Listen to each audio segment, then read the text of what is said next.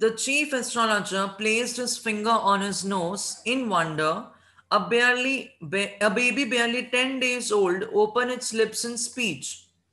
अब chief astrologer जो है वो अपनी थिंकिंग पोजीशन में आ चुके हैं. He is in wonder, he is thinking, he is contemplating, he is understanding whatever scenario is happening in front of him. वो सोच रहा है, वो समझ रहा है क्या हो रहा है. A baby barely 10 days old, a baby who is not even completely 10 days old is opening its lips in speech. आप एक नोट करना, अगर आप ग्रामर के एंथुजियास्ट हो and if you love grammar, just note this one thing. यहाँ पे it's का यूज हुआ है. This it's is referring for baby. कभी भी हम बेबी के लिए, जब हमें जेंडर पता हो नहीं पता हो, फिर भी हम मोस्टली बेबी के लिए इट्स यूज करते हैं. हिज या हर यूज नहीं करते हैं, हम इट्स यूज करते हैं बिकॉज फॉर अ बेबी. हम इट्स जो है वो एनिमल्स और थिंग्स के लिए यूज करते हैं व्हेन दे आर सिंगुलर, उसके लिए इट्स यूज करते हैं. बट यहाँ बेबी के लिए किया है इट्स. तो a baby barely 10 days old opens its lips in speech. कुछ बोलने के लिए.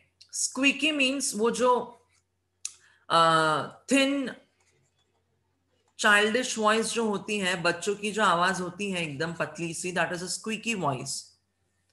It also raises intelligent questions. तो पंडित जी ने सोचा, पंडित जी सोच रहे हैं कि ये 10 दिन का बच्चा सिर्फ बात ही नहीं कर रहा है, बहुत पते की बात कर रहा है. He is asking, he is raising intelligent questions, wise questions. वो बोल रहा है जिसको यहाँ आया, जो यहाँ पैदा होके आया है उसको मरना तो पड़ेगा ही. Now you tell me the meaning, manner of my death. तो भाई ये तो बहुत ही इंटेलिजेंट क्वेश्चन पूछ रहा है. Incredible, incredible means unbelievable, unbelievable, ऐसा तो हो ही नहीं सकता. rather like the bulletins issued by the war office than facts. इस लाइन का भी एक ह्यूमरस एलिमेंट है इसमें भी. इसमें भी मस्ती मजाक की बात है. मैं समझाता हूं आपको. पुराने टाइम में क्या होता था, पुराने टाइम में क्या होता था, वॉर्स बहुत होते थे, बैटल्स बहुत होते थे, और इवन अभी भी चल ही रहा है. अभी everyone is battling with corona virus these days. तो क्या है, आपके जो अखबार में आते हैं, बोलते चाइना में अप्रोक्सीमेटली कम से कम भी 50 लाख लोग जो है वो मरे होंगे. 50 lakh people must have died because of COVID-19 in China. But वो बुलेटिन में, अब बुलेटिन क्या होता है, आपका newspaper. in your newspaper they would not have shown this much amount of figure.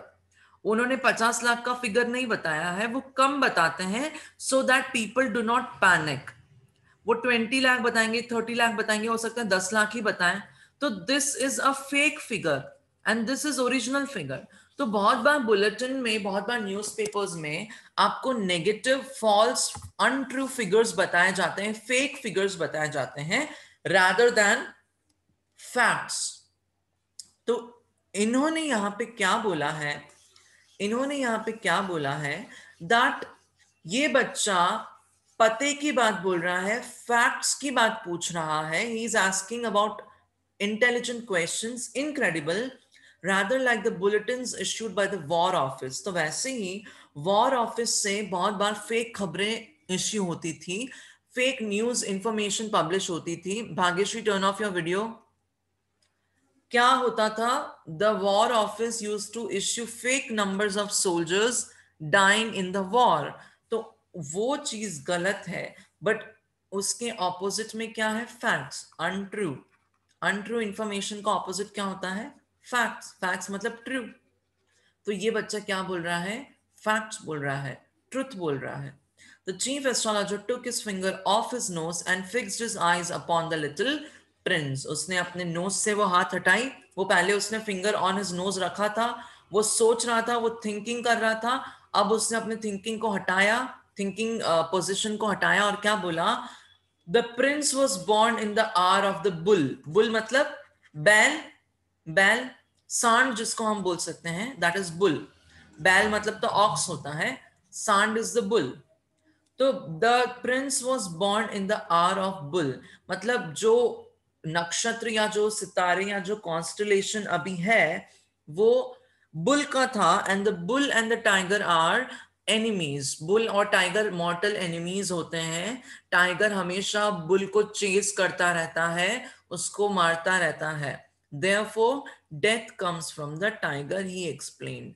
Again, a very stupid scenario, a very stupid thing to say. ऐसा reality में possible नहीं होता है। ऐसे तो हो सकता है, हमारे 7.4 बिलियन की आबादी है, इसमें कोई ना कोई पर्सन तो बुल के आर में पैदा होगा, कोई ना कोई तो, क्या कितने millions of people would be born in the year of bull, तो ऐसा क्या सारे टाइगर से मर रहे हैं क्या? That is not fair, that is not logical. But again, this is a fictional story, this is a satirical story, anything can be possible. तो वही बोला है, the bull and the tiger are enemies, therefore death comes from the tiger, he explained. अभी तक इस paragraph तक कोई doubt हो तो मुझसे पूछो। Any doubt you have so far, ask me right away.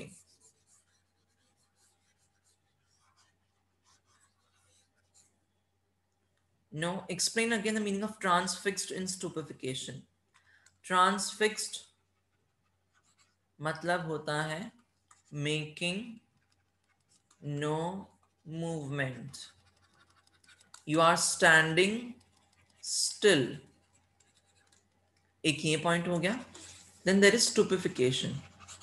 Stupefaction, again, a matter of great shock. That is stupefaction. तो कोई पर्सन इतना शॉक हो गया है कि वो मूवमेंट करने के पॉसिबल नहीं है, वो मूवमेंट नहीं कर सकता है। That kind of shock, that kind of surprise he has gotten, उसके लिए लिखा हुआ है ट्रांसफिक्स्ड। फिक्स मतलब एक जगह पे फिक्स हो गया। इन स्टूपिफिकेशन, अगर आप हैरी पॉटर के फैंस हैं और अगर आपने हिंदी की जगह इंग्लिश में हैरी पॉटर देखी है, तो उसमें एक स्पेल आता है स्टूपिफाई।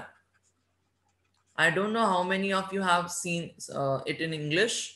उसमें स्टूपिफाई करके एक स्पेल आता है, एंड दैट स्टूपिफाई स्पेल का यही मतलब होता है कि आदमी जहां खड़ा है वो वैसा का वैसा पत्थर जैसा हो जाता है, वहीं गिर जाता है। Harry Potter and the philosopher stone जो फर्स्ट मूवी थी, उसमें हरमाइनी ग्रेंजर जो है वो नेविल लॉन्ग बॉटम पे स्टूपिफाई का स्पेल करती है, और वहीं पे वो धड़ाम करके गिर जाता है, वो वहीं पे गिर जाता है। That is transfixed wicks with stupefaction. आया समझ में? आया समझ में? See, we are talking about Harry Potter and we are still learning. Alright, अब आते हैं बुलेटिन वाले पे, रादर देन बुलेटिन वाले पे। सिंपल सा लॉजिक है।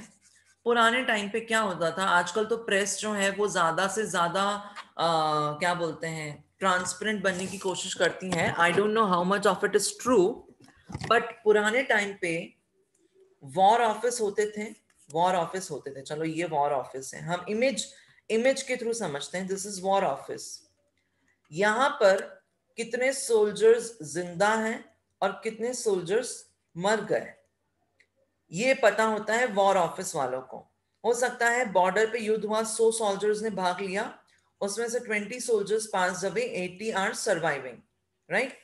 But 20 is not a good amount, कि भाई आपके 20% सोल्जर्स मर गए हैं, ये अच्छी बात नहीं है। तो लोगों में पैनिक ना हो, इस वजह से वॉर ऑफिस क्या करता था, 8 या 10 इस तरह की डिजिट्स भेजता था।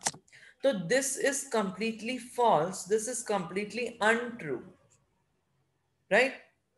तो उन्होंने यही बोला है, ऑथर यही बोल रहा है, एस्ट्रोलॉजर यही सोच रहा है कि बुलेटिन में वॉर ऑफिस से जो खबरें आती हैं वो कंप्लीटली फॉल्स होती हैं, उसमें फैक्ट कहीं भी नहीं होता है।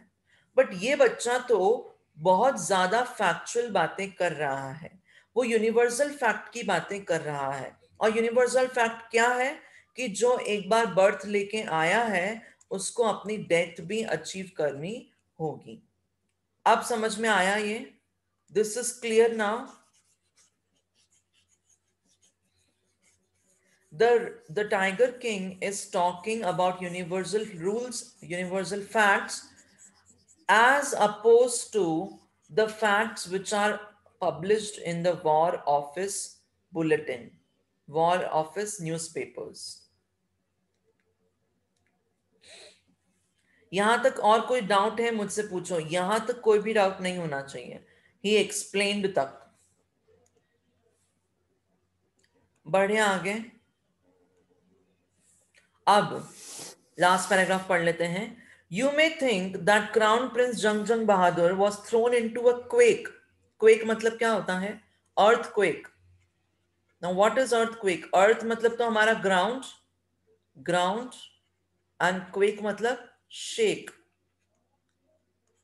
ट्रेम्बल करना, क्विवर, शडर। तो आपको लग रहा होगा, you might assume that the 10-day-old prince, जो 10 डे ओल्ड था, Jangjang Bahadur, he was thrown into quake. Throne into quake मतलब he must have gotten afraid, gotten afraid, वो डर गया होगा, फियरफुल हो गया होगा, स्केर्ड हो गया होगा, when he heard the word tiger, जब उसने टाइगर का वर्ड सुना एस्ट्रोलॉजर के मुंह से। but that was exactly what did not happen. Exactly ऐसा कुछ नहीं हुआ। as soon as he heard it pronounced, it मतलब टाइगर, जैसे ही एस्ट्रोलॉजर्स ने बोला कि tiger will be the cause of death, the crown prince gave a deep growl. Growl is a roaring sound, जोर से गुर्राना इज कॉल्ड ग्राउल, रोर करना, that is growling. Terrifying words emerged from his lips, उसने और ज्यादा horrifying और ज्यादा terrifying words बोले। लेट टाइगर्स बीवेयर, उसने बोला टाइगर्स को सावधान कर दो। Let the tigers be careful, let the tigers beware, I am not afraid of them, they should be afraid of me. मैं इतना बड़ा राजा बनूंगा, इतना बड़ा पावरफुल वॉरियर बनूंगा, that all the tigers would be afraid of me, I am not afraid of tiger. See, अगर किसी 10 दिन के बच्चे के लिए एक भविष्यवाणी कर दी जाए कि ये बंदा टाइगर से मरेगा, तो of course his parents, his relatives, his royal members will be scared, he will be scared. But crown prince Jilani Jangjang Bahadur was a very courageous, dauntless fellow. उसने बोला टाइगर्स को सावधान कर दो, टाइगर्स को चेता दो कि मैं आने वाला हूं। ये बहुत ही तमिल मूवी जैसा हीरो बात करता है, वैसा ही उसने बात किया है। और एक्चुअल में ये साउथ में ही है, प्रतिबंधपुरम इज इन साउथ। तो लग ही रहा है कि तमिल मूवीज इसी से इंस्पायर्ड होती होंगी, और शायद मूवीज भी इस टाइप की बनती हैं। तमिल मूवीज के टाइटल्स होते हैं इस टाइप के, एक और शहंशाह, एक और जाबाज, पता नहीं क्या क्या होता है, एक और bodyguard, Agni the fire, have no idea why they keep such names. This account is only a rumour rife. अब ये जो है, ये जो इंसिडेंट हुआ है, this incident, this account, this event is only a rumour rife, एक अफवाह की तरह है इन Pratibandapuram. But with hindsight, we may conclude it was based on some truth. Hindsight मतलब अगर इसको ऊपर ऊपर से देखा जाए, ऊपर ऊपर से इसको कंसिडर किया जाए, तो हो सकता है there is some truth। बहुत बार अफवाह आती है कि राजकुमार ने ऐसा किया, राजकुमार ने वैसा किया। अभी don't know how much of it is truth, but कहीं ना कहीं इसमें ट्रुथ होना जरूरी है, क्योंकि हमारा सेकंड सीन जो है वो इसी पे बेस्ड है, सेकंड पार्ट जो है वो इसी प्रोफेसी पे बेस्ड है। I hope you guys understood what ever today was being taught. If you have any kind of doubt you can ask me. Doubt नहीं है और बाद में आपको डाउट लगता है तो भी मुझसे पूछ सकते हैं। आज आपका कोई होमवर्क नहीं है, बस जो भी मैंने इसमें सिनोनिम्स लिखवाए हैं वो आप यहाँ पर नोट डाउन कर लेना, and then you can what we can say continue with your other chapters। But यही है, रोज का होमवर्क रोज कंप्लीट कर लिया करो, और जितने भी सिनोनिम्स दे रहा हूं वो अपने उसमें कॉपी कर लिया करो। समझ में आया? Who is tiger king? अरे भाई, पूरी महाभारत चल रही है, उसमें बोल रहे हो राम कौन है? ऐसे थोड़ी होता है। Tiger king is a tiger king, जो हमारा स्टोरी का हीरो है। और राइफ का मीनिंग, राइफ मतलब होता है जो कोई पॉपुलर स्टोरी होती है, एक प्रचलित कथा होती है, दैट इज राइफ। जो वाइड स्प्रेड होता है, रूमर, जो सबको पता होता है rumour, that is rumour rife. Mahabharata में राम, एग्जैक्टली मतलब पूरा जंग जंग बहादुर कौन है, अरे वही है। आप राहुल पूरा चैप्टर पढ़ना एक बार। सी मुझे ये समझ में नहीं आता है, मैं भी स्कूल में पढ़ा हुआ हूँ, मैं भी इसी स्कूल में पढ़ा हुआ हूँ जहाँ पे मैं पढ़ा रहा हूँ अभी। तो सपोज मैं 2 दिन शादी में चला गया और मैं एब्सेंट हो गया, तो मैं क्या करता था, वो चैप्टर मैं पहले पढ़ के आता था। फिर भी अगर मुझे कुछ डाउट होता था तो मैं पूछता था कि सर मुझे ये डाउट समझ में नहीं आया। आप चैप्टर पढ़ो, आपको फिर नहीं समझ में आया तो मुझे पूछो ना। हाँ हाँ, रामायण में राम है और महाभारत में कृष्णा है, आई नो दिस। इतना मतलब पकड़ लेते हो आप उस चीज को। It was just a way of saying कि इतनी सारी महाभारत पढ़ ली और फिर भी आप पूछ रहे हो कैरेक्टर्स के बारे में। That is what.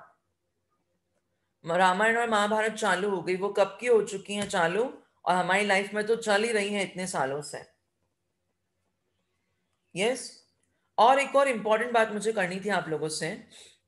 One important thing is, आप लोग मुझसे क्वेश्चंस पूछते हो व्हाट्सएप पर। बहुत अच्छी बात है that you guys are curious, you guys are thinking about your syllabus. But हमारी online class of your 11th कब से चल रही है, मई से, है ना। मई से आपकी क्लासेस चला दी हैं, मई नहीं तो अप्रैल, अप्रैल को छोड़ दो, मई से। मई वॉज 5th मंथ और 11th मंथ हमारा खत्म होने आ रहा है। मैं 6 मंथ्स मान लूं, उसमें भी आपका जून जुलाई हटा दो, चलो 4 मंथ्स मान लेते हैं। 4 मंथ्स मतलब 120 डेज मान के चलो। 120 डेज में मैंने आपको कितने ही मैसेज भेजे होंगे, मैंने आपकी क्लासेस भी ली होंगी, स्कॉलर्स ईआरपी ऐप पे आपको लेक्चर्स भी दिए होंगे, बहुत सारी बातें हुई। उसके बाद में भी मुझे आज आके आप पूछते हो कि सर 12th की बुक्स पढ़ा रहे हो क्या 11th में। I mean I am actually really baffled कि आज 11th महीना चल रहा है, नवंबर चल रहा है, उसमें आप ऐसी बातें कर रहे हो जो कि मतलब पचती नहीं है बिल्कुल भी। सर आज आप 12th की बुक्स पढ़ा रहे हो 11th में। हाँ, किसने पूछा ये? Very good Rahul, very good. अब क्या होता है, क्या होता है, रैंडमली मैसेज आता है, सर आप 11th की क्लास में 12th की बुक पढ़ा रहे हो क्या? No good morning, no have a good day sir, no introduction की hello sir I am this student from this class, I have recently joined from this school, I have no idea what is going on, sir please be kind enough to guide me. कितना अच्छा मतलब आपको present करने का opportunity रहता है। तो मुझे भी अच्छा लगता है कि बेचारा नया स्टूडेंट ज्वाइन हुआ है, काफी कंफ्यूज्ड होगा ये बंदा या बंदी, he must need some guidance, तो I should provide this guidance, he is और she is my student, I should help him out of course. But directly, no greetings, no nothing. And at least when you're talking to a language teacher, आप कम से कम इतनी तो manners etiquettes रखो कि मैं English में बात करूं। और इतना सा इंग्लिश में नहीं लिखना आता है क्या कि good morning sir, I am so and so person from so and so class, I have recently joined and please guide me. इतना सा 3-4 सेंटेंस आपको इंग्लिश में, अरे भाई 11th क्लास इंग्लिश मीडियम के स्टूडेंट हैं आप, you can not talk this much English to your English teacher. I can not imagine आप अकाउंट्स और बीएससी वालों से क्या मारवाड़ी में बात करते हो कि भाई हिसाब बता मना। हाँ, नहीं समझ में आता है यार। बेसिक एटिकेट्स, बेसिक मैनरिज्म तो होना ही चाहिए आप में। और 11th क्लास में आके मैं आपको ये मैनर्स की बातें सिखा रहा हूँ, that is not the way. और क्या है, आप चलो मुझसे स्कूल में मिलते, लंच ब्रेक में आ जाते, शॉर्ट ब्रेक में आ जाते और पूछते कि सर मैं नया नया ज्वाइन हुआ हूँ, आप क्या 11th क्लास में 12th की बुक पढ़ा रहे हो, मैं आपको हिंदी में ही जवाब दे देता। बट जब आप व्हाट्सएप पे टेक्स्ट कर रहे हो, उसमें आपके पास दुनिया भर का टाइम है, आप जितना सोच सकते हो उतना लिख सकते हो। नहीं है तो गूगल पे जाके ग्रामर चेक करवा दो, अपने सिस्टर को, अपने ब्रदर को, अपने नेबर को, अपने पेरेंट्स को बोल के चेक कर लो कि मम्मी पापा ये मैसेज जो मैंने टाइप किया है ये सही है नहीं है। बट एटलीस्ट जब स्कूल अथॉरिटीज को जब आप मैसेज भेज रहे हो तब तो ये करो। और यार ये कहाँ की बात है कि डायरेक्टली ऐलान कर देते हो कि सर 11th क्लास में 12th की बुक पढ़ा रहे हो, मतलब आपकी हिम्मत कैसे हो गई ये काम करने की? आई एम लाइक रोज, और ये आज की बात नहीं है, दिस इज नॉट टुडे। नवंबर में मेरे पास 11 ऐसे मैसेजेस आ चुके हैं जिसमें बच्चे मुझे पूछ रहे हैं, कॉल आ चुके हैं मुझे जिसमें बच्चे मुझे पूछ रहे हैं कि सर आप 11th में 12th क्लास की बुक पढ़ा रहे हो क्या? And I am like what is wrong with these people? No introduction. आप इंट्रोडक्शन देखे भी पूछो तो ठीक है, समझ में आता है, मैं आपको समझा दूं कि भाई आप लोगों का 12th का बोर्ड में जो है वो मार्क्स इंग्लिश में ज्यादा कटते हैं, तो आपका 50% कोर्स जो है वो हम 11th में करा देते हैं, 50% 12th में करा देते हैं, ताकि आप लोगों के ऊपर लोड ना रहे। इस वजह से हम ऐसा काम कर रहे हैं, मैं कुछ समझा दूंगी। बट उस वो सिनेरियो तो कहीं है ही नहीं। थोड़ा सा बेसिक एटिकेट्स, कॉन्वर्सेशन मैनर्स लेके आओ अपने अंदर, तो आपको भी अच्छा लगेगा कि भाई सर इम्प्रेस्ड है, और मुझे भी अच्छा लगेगा कि चलो बच्चे जिनको हम पढ़ा रहे हैं वो डिजर्व तो करते हैं पढ़ना। बाकी ऐसे बच्चे जिनके पास एटिकेट्स ही नहीं है, फिर आपके फैमिली पे क्वेश्चंस जाते हैं यहाँ कि इतना सा तो सिखा के भेजते कम से कम। Like this is not how it should be. तो आइंदा से मुझे मैसेज करने से पहले आप, I don't know about other